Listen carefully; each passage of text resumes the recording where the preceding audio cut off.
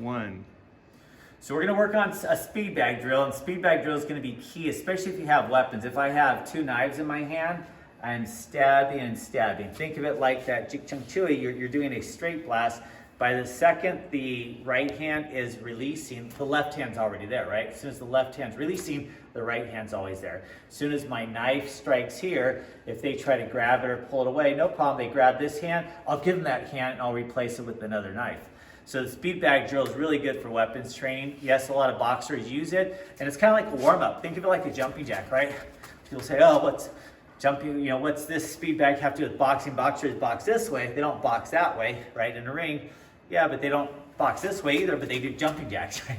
They don't box this way, but they do jump rope, right? Because you're always doing different movements and different mechanical movements also to loosen up those shoulders, excuse me, and those triceps, the biceps that you use in boxing. So many exercises are out there, hand exercises, like we said, the jump rope, the jumping jacks, the running in places. Running in places. Why do you want to train running, Justin? You're not going to run in a fight. You're fighting. We're doing boxing. We're in a small little ring. Why would you ever want to run? Well, because it works your heart conditions, right? It helps your limbering up, your loosened up.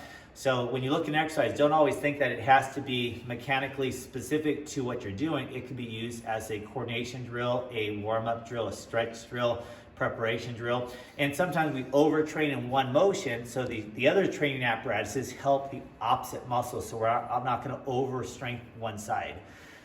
One of the issues with Bruce Lee, right, he had that spinal issues for like 6 months where he damaged his spine because he worked thousands of reps on the abs, but he overtrained the abs, so it pulled on his back. So we don't want to overtrain one muscle. Sometimes we want to do exercises that are different from what we normally do, so we don't overtax a frontal part of the muscle, posterior versus anterior or whatever.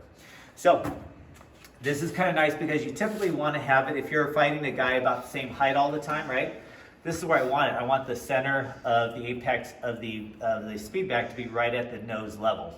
So what I'm going to do is the fundamentals is I'm going to go 1, 2, 1, 2. And you have to get used to this because I've got to get the timing, so by the time the bag gets back, I met it with either the right hand or the left hand.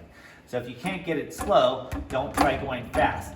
Now the faster my right hand goes, right, the faster my left hand has to go. I can't go fast on the right and slow on the left because then it's going to come back and it's going to hit here. The idea is to not let it hit the backboard here, to keep it here. As soon as it comes down, it's hitting my right hand, and then it bounces up. As soon as it comes down, that left hand better be there, and you got to create that wall with that pinky side. So we're hitting pinky side, 1, 2. Now you also have to be careful too, and it seems like it makes sense, but there are people that will go here, and they'll hit themselves in the face. So you do have to make sure that you're distant enough so when you're doing it here, you're not going to be hitting that nose. So we got to keep the elbows and the hands kind of in the right spot. So I'll start slow. And then you'll work it fast. But I can't go fast unless I get the timing in my brain of slow, and then we work the speed up. Justin's going to come in, and Justin, how tall are you? Like 6'4"? 6'5". 6'5". So we're going to have to raise it up because if I put Justin in the ring, I'm going to find my tallest guy that's close to his height, and I don't want him to always feel like he's the tallest guy in there because I'm going to give him some big targets. So not quite high enough, but close enough, and this is good for when you're in the prison cells with the criminals and you got to take care of some big guys too. So start super slow. And it takes practice. Like I said, you're not always going to get it every time, but you'll notice that the faster you go, the easier it is to get that flow. Just go as fast as you can. Right, left, right. Yeah, keep going, keep going. There you go. Now you got the rhythm. Sometimes it goes right, left, too. And time. Good. Sometimes